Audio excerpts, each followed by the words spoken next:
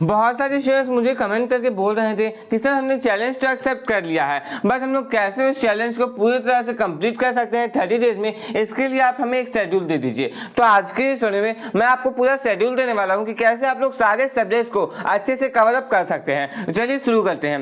देखिए गाइस, सबसे पहले मैं आपको बता दूं कि इस वीडियो में हम लोग दो चीज करेंगे, पहला शेड्यूल देखेंगे एंड दूसरा कुछ कमेंट्स को पिक करेंगे एंड वैसे कमेंट्स जिनमें कुछ क्वेश्चन पूछा गया था, स्टूडेंट्स को कुछ डाउट था, तो वो सारे कमेंट्स हम लोग इसी वीडियो में कवर अप कर लेंगे। ओके, चलिए पहले हम लोग शेड्यूल देखते हैं। तो मैंने आपको मैथमेटिक्स में 6 चैप्टर्स दिए थे और बेसिकली हम लोग एक्यूरेट ज्योमेट्री को हटा दें क्योंकि वो बहुत छोटा चैप्टर है। यदि हम लोग उसे हटा दें तो 5 ही चैप्टर बचते हैं, बट फिर भी हम लोग उसे 6 चैप्टर्स के रूप में ले लेते हैं। ओके, कौन कौन से चैप्टर्स थे? 1 to 6 यानी number system, polynomials, coordinate geometry, linear equations, introduction to accurate geometry and last chapter lines and angles, जिसमें मैंने आपको ये कहा था कि जिसका चैप्टर 1 एंड 2 कंप्लीट हो गया है वो चैप्टर 7 एंड 8 करेंगे, that is triangles and quadrilaterals. ये मैंने आपको कहा था। तो क्वाड्रिलेटरल्स और ट्रायंगल्स के बारे में हम लोग बाद में बात करेंगे, पहले हम लोग बात करते हैं शुरुआती 6 चैप्टर्स की। तो यहाँ पर आपको जो पहला चैप्टर दिया गया नंबर सिस्टम एंड पॉलिनोमियल्स, अब आप पर मुझे इतना तो विश्वास है कि आपने इन दोनों चैप्टर्स को तो कवर कर ही लिया होगा। अब जिन्होंने नहीं किया है उन्हें क्या करना है, एनसीईआरटी बुक से इन दोनों चैप्टर्स को 3-3 दिन में कवर करना है। देखिए, मैंने आपको 6 चैप्टर्स दिए हैं, 30 डेज दिए हैं। आप खुद सोचिए, 6 चैप्टर्स है 30 डेज, यानी एक चैप्टर में आप 5 दिन दे सकते हैं। बट आपको ये कोशिश करनी है कि चैप्टर 1, 2 जिनका अभी तक कंप्लीट नहीं हुआ है वो क्या करेंगे, वो चैप्टर 1 और 2 को 6 दिन में कवर करने की कोशिश करेंगे। दोनों चैप्टर थोड़ा छोटा चैप्टर, पहला चैप्टर थोड़ा ज्यादा ही छोटा है, okay, as compare to second chapter. तो आपको क्या करना है, पहले आपको नंबर सिस्टम करना है 3 दिन में, उसके बाद पॉलिनोमियल्स करना है एनसीईआरटी से 3 दिन में। ओके, ये आपका कंप्लीट हो गया।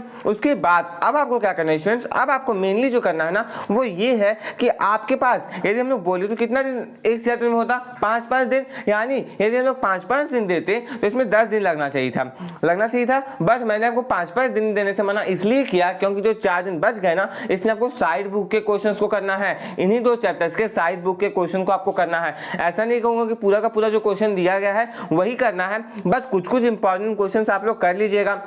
मान लीजिए एक क्वेश्चन के अंदर 5 क्वेश्चंस दिए गए हैं या 10 क्वेश्चंस दिए गए हैं, तो 5 है तो 3 कर लीजिए, 10 है तो 6 कर लीजिए। इस प्रकार से साइड बुक से आप लोग उन 4 दिन में कीजिएगा। ओके, तो 10 दिन के अंदर आपका ये दोनों चैप्टर कंप्लीट हो गया। बट यदि आप ऐसा नहीं चाहते कि नहीं अभी हम लोग साइड बुक नहीं करेंगे, तो आप क्या कीजिएगा कि कोऑर्डिनेट ज्योमेट्री इसे आप लोग 2 दिन में कंप्लीट कीजिएगा। ओके, तो 8 दिन में आपका यहाँ कंप्लीट हो गया। उसके बाद लीनियर इक्वेशंस का आप लोग मान लीजिए 4 दिन देते हैं, तो लीनियर इक्वेशंस भी बहुत छोटा है, 4 दिन का जरूरत नहीं पड़ेगा, 2 से 3 दिन काफी है। ओके, तो मान लीजिए इसमें आप लोगों ने दिए 2 दिन। ओके, 10 दिन में आपका 4 चैप्टर्स कंप्लीट हो गया। 10 दिन में 4 चैप्टर आपका इजीली कंप्लीट हो जाएगा। मान लीजिए 12 दिन आपने लगा दिया इन चारों चैप्टर को कंप्लीट करने में, यानी 3-3 दिन पर चैप्टर। ओके, नेक्स्ट जो आता है एक्यूरेट ज्योमेट्री। तो एक्यूरेट ज्योमेट्री भी ज्यादा बड़ा चैप्टर नहीं है, इसे भी आप लोग लगभग 2 दिन में कंप्लीट कर लेंगे। तो मान लीजिए 12 तो 14 15 दिन में आप लोगों ने इतना कंप्लीट कर लिया। अब आपको पूरा का पूरा 5 से 6 दिन देना है लाइंस एंड एंगल्स चैप्टर में। Okay, line and angle chapter जो है ये थोड़ा लेंथी चैप्टर है, कुछ स्टूडेंट्स को ये हार्ड लगता है, तो आपको क्या करना है 5 से 6 दिन इसमें दे देने हैं। ओके, तो लगभग आपका 20 दिन में आपका पहला टारगेट एनसीईआरटी से कंप्लीट हो जाएगा। बचा तो 10 दिन मैथमेटिक्स के लिए। इसमें आपको क्या करना है, इसमें आपको करना है साइड बुक। यदि आप साइड बुक नहीं करना चाहते हैं तो रिवाइज कर लीजिएगा, और यदि आप साइड बुक करना चाहते हैं तो साइड बुक को कर लीजिएगा, और आप रिवाइज भी नहीं करना चाहते हैं तो आप लोग को दूसरा सब्जेक्ट जो है मैथमेटिक्स के समय पे पढ़ लीजिएगा। ये आपका शेड्यूल होना चाहिए। अब सर कितने देर पढ़ेंगे मैथमेटिक्स, तो ये देखिए मैं ये नहीं कहूँगा कि आपको 6 घंटे मैथमेटिक्स पढ़ना है फिर आप डगमगा जाएंगे, ऐसा नहीं करना है। 1 घंटे 2 घंटे 3 घंटे ऐसे ही पढ़िएगा लोग मैथमेटिक्स, ऐसा नहीं कि पूरा का पूरा दिन मैथमेटिक्स ही पढ़ रहे हैं। ओके, ये आपका हो गया, मैथमेटिक्स का कंप्लीट हो गया। अब जिनका चैप्टर 1 और 2 कंप्लीट है, ओके, चैप्टर 1 और 2 जिनका कंप्लीट है उन्हें मैंने कहा था कि वो चैप्टर 7 एंड 8 करेंगे। तो चैप्टर 1 और 2 में आप लोगों ने कितना दिन दिया था, 6 दिन दिया था, लेकिन यहाँ पर यदि आप चैप्टर 7 एंड 8 करेंगे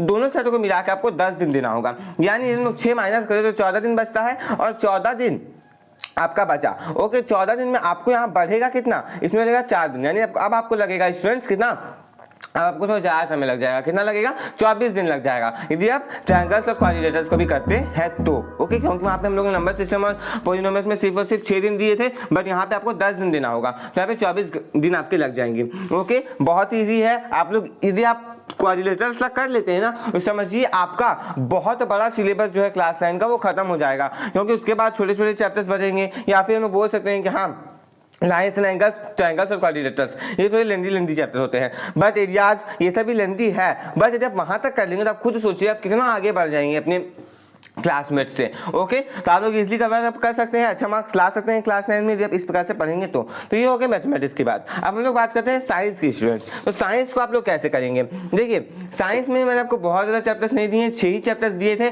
जिसमें आपको उम्मीद करता हूँ कि आपने मोशन चैप्टर को जरूर से जरूर कर लिया होगा और आपने मैटर इन सराउंडिंग को भी कर लिया होगा। ओके, यदि आपने नहीं किया है तो आपको क्या करना है, मैंने आपको 5 दिन दिए थे पर चैप्टर के लिए, तो बस आपको वही करना है, 5-5 दिन देने हैं, 6 चैप्टर्स है, 5 × 6 30 डेज। ओके, 30 डेज में आपको पूरा कंप्लीट होगा साइंस, सभी चैप्टर्स के पीछे 5 दिन देना है। अब 5 दिन में कैसे पढ़ेंगे सर? सिर्फ एनसीईआरटी को रीड करेंगे क्या? नहीं, सिर्फ एनसीईआरटी को रीड नहीं करना है। अब कल ही एक वीडियो आएगा जिसमें आपको ये बताऊंगा कि आप लोग नोट्स कैसे बनाएंगे। तो चैप्टर को पढ़ना आपको एनसीईआरटी से समझना है, मैंने आपको एक्सप्लेनेशन वीडियो दे दिया है। ओके, और भी चैप्टर जो बचे हुए हैं उसका एक्सप्लेनेशन वीडियो जल्द से जल्द आपके पास आ जाएगा।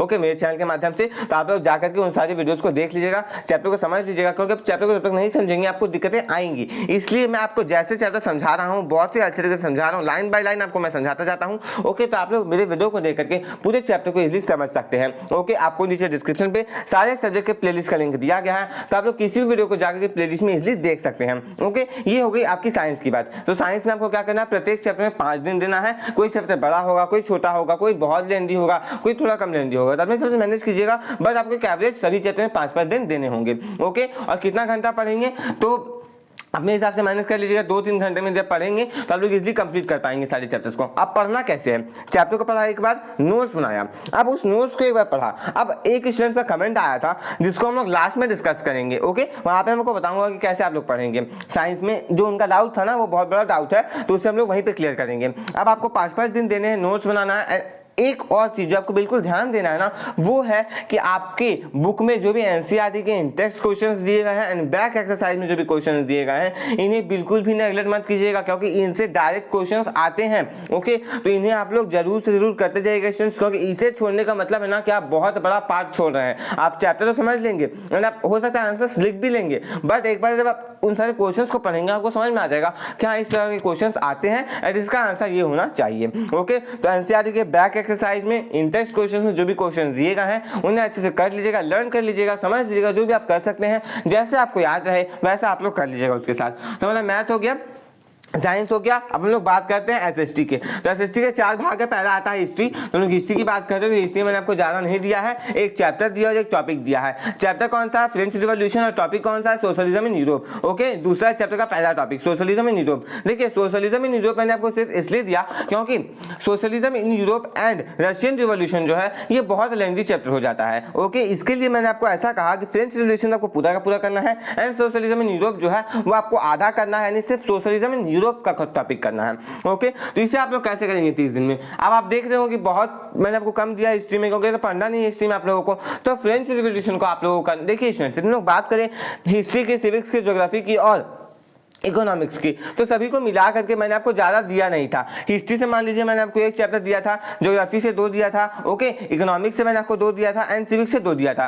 तो 2, 2, 4, 2, 6 और 1 7 और थोड़ा सा एक टॉपिक दिया है। ओके, मान लीजिए आपको मैंने 7 ही चैप्टर्स दिए हैं, 7 चैप्टर्स है, आपके पास 30 दिन है। ओके, जिसमें आपको सोशलिज्म इन यूरोप जो चैप्टर है, ओके, इसका आधा ही करना होगा। ओके, तो फ्रेंच रेवोल्यूशन जो चैप्टर है इसमें आपको, ये थोड़ा लेंथी चैप्टर है, इसमें आपको देना 5 दिन। ओके, अब इस 5 दिन में कैसे पढ़ना वो बताता हूँ। देखिए पहले एनसीईआरटी को रीड किया आपने, उसके बाद नोट्स बना लिया आप लोगों ने, उस नोट्स को पढ़ लिया आपने, चैप्टर रिवाइज भी हो जाएगा, जब हम नोट्स बनाएंगे, और कल ही वीडियो आएगा कि नोट्स आप कैसे बना सकते हैं। तो उस वाली वीडियो को देख के आप समझ सकते हैं कि नोट्स कैसे बनाया जाता है, शॉर्ट नोट्स बनाया जाए, लॉन्ग नोट्स बनाया जाए, नोट्स को रिवाइज कैसे किया जाए, ये सारी चीजें हम लोग कल डिस्कस कर लेंगे। ओके, तो यहाँ पर आपका फ्रेंच रिवॉल्यूशन आपको देना है 5 दिन, इसके जो बैक एक्सरसाइज में क्वेश्चन है वो आपको कर लेने हैं, और जब आप नोट्स बनाएंगे तो बैक एक्सरसाइज के सारे क्वेश्चन अपने आप हो जाएंगे। ओके, तो हमारा हिस्ट्री कंप्लीट हो गया। अब हम लोग बात करते हैं यहाँ पर ज्योग्राफी की। देखिए ज्योग्राफी मैंने आपको ज़्यादा नहीं दिया था स्टूडेंट, ज्योग्राफी में आपको 2 चैप्टर दिए थे, पहला India size and location and दूसरा फिजिकल फीचर्स ऑफ इंडिया, ये 2 चैप्टर्स मैंने आपको दिए थे। ओके, अब इन दोनों चैप्टर्स को मिला करके आपको देना है स्टूडेंट्स 6 दिन, यानी 3-3 दिन दोनों चैप्टर में। अब आप ऐसा भी कर सकते हैं, पहला चैप्टर आपने सिर्फ 2 दिन दिया और 4 दिन आपने दिया फिजिकल फीचर्स ऑफ इंडिया में। ओके, इस प्रकार से आप अपना डिवाइड कर लीजिएगा। ओके, 6, 5, 11 दिन आपका खत्म हो जाएगा एसएसटी के पीछे। ओके, यहाँ पे इंडिया साइज एंड लोकेशन और फिजिकल फीचर्स ऑफ इंडिया, तो आप इस हिसाब से पढ़ लीजिएगा। ओके, तो आपका यहाँ पे हिस्ट्री खत्म हो गया, ज्योग्राफी खत्म हो गया। नेक्स्ट आता है इकोनॉमिक्स। तो इकोनॉमिक्स में आपको एक ही चैप्टर दिया था मेनली, विलेज ऑफ पालमपुर। अब जिनका विलेज ऑफ पालमपुर कंप्लीट हो गया था ना, उसे मैंने कहा था कि वो करेंगे पीपल एज अ रिसोर्स। तो जिनका कंप्लीट नहीं हुआ है विलेज ऑफ पालमपुर, वो क्या करेंगे स्टूडेंट्स, पीपल एज रिसोर्स वही करेंगे, यानी कि जिनका विलेज ऑफ पालमपुर नहीं कंप्लीट हुआ है वो वही करेंगे, एंड जिनका कंप्लीट हो गया है वो people as a resource chapter को करेंगे। इस बात का ध्यान दीजिएगा। ओके, तो स्टोरी ऑफ विलेज पालमपुर में आपको देना है स्टूडेंट कितना दिन, 4 दिन। 4 दिन में आपको स्टोरी ऑफ विलेज पालमपुर पूरा कंप्लीट कर देना, नोट्स बना लेना खुद का। इकोनॉमिक्स में नोट्स थोड़ा इंपॉर्टेंट हो जाता है क्योंकि इसमें ज़्यादा कैलकुलेशन से आपको दिए नहीं गए हैं, तो ये चैप्टर थोड़ा ईजी है, आप लोग अपना नोट्स खुद बना सकते हैं। और कल वीडियो आने ही वाला है कि कैसे आप लोग नोट्स बना सकते हैं एंड उसे कैसे रिवाइज कर सकते हैं। एंड जिनका story of village Palampur complete हो गया है वो पीपल एज अ रिसोर्स में भी 4 ही दिन देंगे। नेक्स्ट आता है डेमोक्रेटिक पॉलिटिक्स। तो डेमोक्रेटिक पॉलिटिक्स से मैंने आपको 2 ही चैप्टर्स दिए थे, जिसमें पहला आता है व्हाट इज डेमोक्रेसी, डेमोक्रेसी क्या है और डेमोक्रेसी क्यों जरूरी है, ये चैप्टर। एंड दूसरा चैप्टर जो मैंने आपको दिया था वो था कॉन्स्टिट्यूशनल डिजाइन। ओके, ये दोनों चैप्टर्स मैंने आपको दिए थे स्टूडेंट्स। अब देखिए ये दोनों चैप्टर्स इंपॉर्टेंट तो बहुत है, बट यहाँ पे आपको कैसे दिन को डिवाइड करना है। तो 15 दिन आपके खत्म हो गए हैं, आपको क्या करना है, इन दोनों चैप्टर्स को 8 दिन देना है, यानी 4 दिन what is democracy, wise democracy and 4 दिन कॉन्स्टिट्यूशनल डिजाइन, 8 दिन। ओके, तो 23 दिन। आप बोलेंगे सर हमारा 30 दिन का शेड्यूल नहीं बन रहा है, तो मैं आपको बता दूं कि मैं जो शेड्यूल बता रहा हूँ ना वो बहुत से स्टूडेंट्स फॉलो नहीं कर पाएंगे। तो जो 7 दिन बचा उसमें आपको जो आपका बच जाएगा उसे आपको कर लेना होगा। ओके, तो आप सभी लोग समझ गए होंगे कि मैं क्या कहना चाहता हूँ। मैथमेटिक्स में मैंने आपको 10 दिन बता दिए थे, तो आपको उस 10 दिन में वही करना है जो आपका नहीं हो पाएगा। वैसे साइंस में वैसे आपको एसएसटी में भी कर लेना है। ओके, 7 दिन एसएसटी में बच रहे हैं तो आपको वैसे ही करना है जैसे मैंने आपको कहा था पहले, यानी यदि आपके 7 दिन बच जाते हैं स्टूडेंट्स तो उस 7 दिन में आप लोग अपने बचे हुए चैप्टर्स को, बचे हुए टॉपिक्स को इजीली कवर अप कर सकते हैं। बैकलॉग बिल्कुल मत रखिएगा, यानी एक चैप्टर किया उसका एक टॉपिक नहीं समझ में आया उसे छोड़ दिया आगे बढ़ गए, ये काम बिल्कुल भी आप लोग मत कीजिएगा। तो हमारे यहाँ सिविक्स भी कंप्लीट हो गया है। अब नेक्स्ट हमारे पास आता है हिंदी और इंग्लिश। ओके, तो हिंदी और इंग्लिश का भी देखते हैं। अब यदि हम लोग इंग्लिश की बात करें तो देखिए इंग्लिश में बहुत ज़्यादा मैंने आपको चैप्टर्स दिए नहीं थे, बट मैं आपको ये नहीं कहूँगा कि हिंदी में आपको इतना टाइम देना है, इतना घंटा देना है, इतना दिन देना है, ये मैं आपको नहीं कहूँगा, ना ही इंग्लिश के लिए कहूँगा। दोनों में मैं आपको किसी के लिए नहीं कहूँगा, बट मैं आपको इतना कहूँगा कि आपको बीच में मैथ साइंस ऐसे जो भी टाइम मिलता हो, यानी बहुत सारे स्टूडेंट्स क्या करते हैं और बहुत अच्छा करते हैं, क्या करते हैं, मैंने भी अपने टाइम पे इस चीज़ को फॉलो किया था। आपको क्या करना है, आपको बस इतना करना है कि जैसे आप मैथमेटिक्स पढ़ रहे हैं, तो जब मैथमेटिक्स को आप पढ़ रहे थे तो उस समय आप बहुत देर तक मैथमेटिक्स पढ़ लिए, फिर एसएसटी पढ़ रहे थे तो बहुत देर तक एसएसटी पढ़ लिए, साइंस बहुत देर तक पढ़ लिए, तो आपको हल्का बोरियत फील होने लगता था, आपको बोर लगने लगता होगा, जिससे मुझे बहुत बोर लग रहा है, अब कुछ पढ़ने का मन नहीं कर रहा है। उस टाइम पीरियड पे आपको इंग्लिश पढ़ना है। अब कैसे, मान लीजिए आपने आधा घंटा इंग्लिश का एक चैप्टर पढ़ा। ओके, आपको देखिए जब आप पढ़े तो आपको चैप्टर समझ में आ ही जाएगा, कुछ तो समझ में आएगा, नहीं समझ में आएगा तो आप लोग एक्सप्लेनेशन देखिए। इंग्लिश का भी एक्सप्लेनेशन जल्द ही आने वाला है, अभी तक एक भी चैप्टर नहीं आया है, बस जल्द से जल्द इंग्लिश का एक्सप्लेनेशन आप सभी लोगों के लिए आएगा, जिसमें पहला चैप्टर फन डे है, आप लोग क्लास 8 में पढ़ के ही आ रहे हैं। ओके, तो आपको क्या करना है, बस आप लोगों को जब भी हल्का बोरियत फील हो, यानी मुझे पढ़ने का मन नहीं करना है कर रहा है, उस समय आप लोग क्या करेंगे, इंग्लिश को हिंदी को पढ़ लेंगे। इससे क्या होगा कि आप लोग मैथ साइंस हिस्ट्री के बिल्कुल साथ साथ इंग्लिश को भी लेकर के आगे बढ़ेंगे। और बहुत से स्टूडेंट्स ऐसे भी करते हैं कि उस टाइम पर नहीं पढ़ करके बाद में पढ़ते हैं। ओके, तो आप ऐसा भी कर सकते हैं, जैसा आपको अच्छा लगे। इंग्लिश और हिंदी के लिए मैं आपको कोई प्रॉपर शेड्यूल नहीं दूंगा कि आपको इतना दिन में कवर करना है, बट मैं आपको इतना बोलूंगा कि आपको समय निकाल के हिंदी और इंग्लिश में भी टाइम देना होगा। यदि आप ऐसा नहीं कर पाएंगे स्टूडेंट्स, आपको बहुत ज़्यादा दिक्कत होगी आगे जाकर के, इसलिए इस बात का ध्यान दीजिएगा कि इंग्लिश और हिंदी को भी प्रॉपर तरीके से आप लोग कंप्लीट कीजिएगा। ओके, और आप लोग ऐसा बिल्कुल भी मत सोचिएगा कि इंग्लिश और हिंदी इजी है लास्ट में करेंगे, ऐसा बिल्कुल भी मत कीजिएगा। ओके, तो यहाँ पे जो पहला कमेंट आया है वो आया हर्ष मुंडा की तरफ से, जिनमें उन्होंने कहा है कि क्लास 7 और 8 में इनका मैक्सिमम मार्क्स जो है वो संस्कृत में आया था, हिंदी में नहीं आया था, तो क्या इन्हें संस्कृत लेना चाहिए। और इन्होंने ये भी कहा है कि सर मैं संस्कृत ही चूज कर रहा हूँ, तो क्या ये सही रहेगा, प्लीज रिप्लाई कीजिएगा। तो मैं इनका रिप्लाई इस वीडियो में देता हूँ। देखिए, आप संस्कृत ले या फिर हिंदी ले, ये आप पे डिपेंड करता है, बट यदि आपका हिंदी में मार्क्स कम आया था, संस्कृत में मार्क्स ज्यादा आया था और आप संस्कृत को अच्छे तरीके से समझ भी पाते हैं, तो आपको संस्कृत ही लेना चाहिए। क्योंकि देखिए ये आप पे डिपेंड करता है कि आप क्या लेंगे। अब आपको अच्छा लग रहा है संस्कृत के, हाँ मुझे संस्कृत अच्छा लगता है, मैं संस्कृत के साथ ही जाना चाहता हूँ, मुझे संस्कृत में हर ज्यादा मार्क्स आता है, तो आप संस्कृत ही लें। बट यदि कुछ स्टूडेंट्स ऐसे भी होंगे जिनका मार्क्स ज्यादा संस्कृत में आ जाता है, बट वो संस्कृत को उतने अच्छे तरीके से नहीं समझ पाते हैं, जिसके चलते वो हिंदी लेते हैं, तो ये आप पे डिपेंड करता है। यदि आपको हिंदी अच्छा लगता है आप हिंदी ले, संस्कृत अच्छा लगता है आप संस्कृत ले। इस पर आपको कोई फोर्स नहीं कर सकता है कि हिंदी लेना होगा या फिर संस्कृत ही लेना होगा। अब हम लोग सेकंड कमेंट कमेंट देखते हैं। अब यहाँ पे जो सेकंड कमेंट आया हुआ है डीपी की तरफ से, जिन्होंने कहा है कि हमें कितने घंटे पढ़ने होंगे इस चैलेंज को कंप्लीट करने के लिए। तो मैं उम्मीद करता हूँ कि आपको इस पूरे क्वेश्चन का इसी वीडियो में आंसर मिल गया होगा कि कितने घंटे पढ़ने होंगे आप लोगों को। मैंने बता दिया कि कैसे आप लोग अच्छे से कंप्लीट कर पाएंगे। ओके, तो चलिए हम लोग नेक्स्ट कमेंट देखते हैं। अब यहाँ पे जो नेक्स्ट कमेंट आता है वो किसी एक स्टूडेंट की तरफ से आया है, जिसका नाम मैंने यहाँ पे हाइड कर दिया है, जिनका कहना है कि 7 से 2 तक तो हम लोग स्कूल में रहते हैं, 3 से 4 हम लोग लंच करते हैं और रेस्ट करते हैं, 4 से 6 हम लोग ट्यूशन जाते हैं और 6 से 7 हम लोग ट्यूशन से आते हैं फिर से रेस्ट करते हैं। ओके, और 8 बजे तक वो रेस्ट करते हैं, 7 से 9 तक वो स्टडी करते हैं और 9 से 9:30 में डिनर करते हैं, 9:30 बजे वो सो जाते हैं और फिर 5 बजे उठ जाते हैं। ठीक है, तो सेल्फ स्टडी तो सिर्फ और सिर्फ 2 घंटे की ही हो पाएगी, ये उनका कहना है। तो ये जो आपका शेड्यूल है ये पूरी तरह से रॉन्ग शेड्यूल है। ओके, मुझे ये शेड्यूल बिल्कुल ही पसंद नहीं है कि 7 से 2 ये स्कूल का टाइम है, बिल्कुल सही है।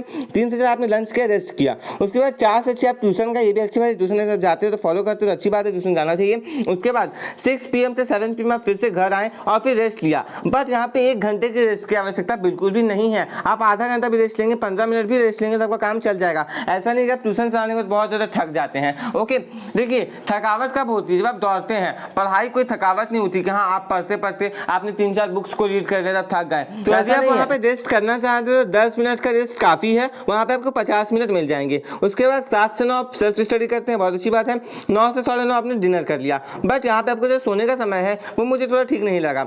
यहाँ पे आप 9:30 बजे सोते हैं, मान लीजिए 9:30 बजे आप सो भी जाते हैं तो कोई बात नहीं। बट जब 5 बजे उठते हैं तो वहाँ पे 5 बजे नहीं उठ करके आपको 4 बजे उठना चाहिए, जिसमें आपका 1 घंटा और सेल्फ स्टडी का टाइम बढ़ जाएगा। वहाँ पे आपको 1 घंटा पढ़ाई कर लेना है, उसके बाद 5 फिर 2 घंटा का गैप आप स्कूल जाने की तैयारी में ले रहे हैं, तो ये बिल्कुल भी सही नहीं है। और ऐसा कोई भी स्कूल नहीं है जो कि ऐसा कहता है कि 2 घंटे पहले 1.5 घंटे पहले आपको स्कूल आना होगा। आधा घंटा पहले आप स्कूल जाएंगे, 7 बजे स्कूल लगेगा, 6:30 बजे आप पहुँच जाएंगे, 6 बजे आप पहुँच जाएंगे तो 1 घंटा आपको वहाँ मिल जाएगा। तो आप इजिली 4 से 5 घंटे सेल्फ स्टडी के लिए निकाल सकते हैं। वैसे मुझे ये शेड्यूल बिल्कुल ही पसंद नहीं आया, जिनमें उन्होंने सिर्फ और सिर्फ 2 ही घंटे सेल्फ स्टडी निकाली है। यदि आप ऐसा करेंगे तो आप सिर्फ मैथ ही पढ़ेंगे या फिर साइंस ही पढ़ेंगे। तो ये सेल्फ स्टडी का 2 घंटा का शेड्यूल मुझे अच्छा नहीं लगा। आपको इसमें थोड़ा चेंजेस करना चाहिए, जिसमें आपको रेस्ट का टाइम कम करना चाहिए और सोने का टाइम थोड़ा कम करना चाहिए, यानी कम से कम 1 घंटा कम करना चाहिए। जिनका इस प्रकार का शेड्यूल है वो बिल्कुल अपने शेड्यूल में चेंज करें एंड सेल्फ स्टडी का टाइम आप लोग निकालें। क्योंकि आप मुझसे पूछेंगे सर सिर्फ 2 घंटे की सेल्फ स्टडी हो पाएगी, तो ऐसा नहीं है। आपको सेल्फ स्टडी का टाइम खुद निकालना होगा। जब आपका शेड्यूल इतना बिजी है तो आपको खुद निकालना होगा, आपको खुद कहीं टाइम कम करना होगा, कहीं बढ़ाना पड़ेगा, क्योंकि पढ़ाई तो जरूरी है। एंड 2 घंटे का सेल्फ स्टडी काफी नहीं होता है। कम से कम जब 9th क्लास में कम से कम 4 साढ़े 4 घंटे का आपको सेल्फ स्टडी का टाइम निकालना पड़ेगा, जिसमें आपको एक दिन में सारे सब्जेक्ट्स को कवर करना पड़ेगा। ओके, तो यही कुछ इंपॉर्टेंट कमेंट्स थे। मैंने सारे कमेंट्स को पिक नहीं किया क्योंकि वीडियो लॉन्ग हो जाता। यदि ऐसे और भी कमेंट्स आएंगे तो हम लोग आगे के वीडियोस में से कंप्लीट करेंगे। ओके, यदि आपको ये वीडियो अच्छा लगा तो इस वीडियो को लाइक कर दीजिए। यदि आप इस चैनल पे नए हैं तो चैनल को सब्सक्राइब करके बेल आइकन को प्रेस करके और भी प्रेस कर लीजिए। और यदि आप इस शेड्यूल से एग्री करते हैं तो नीचे कमेंट बॉक्स में आपको 5 लिख करके बताना होगा। मिलते हैं नेक्स्ट वीडियो में किसी नए स्ट्रेटजी के साथ। Thanks for watching.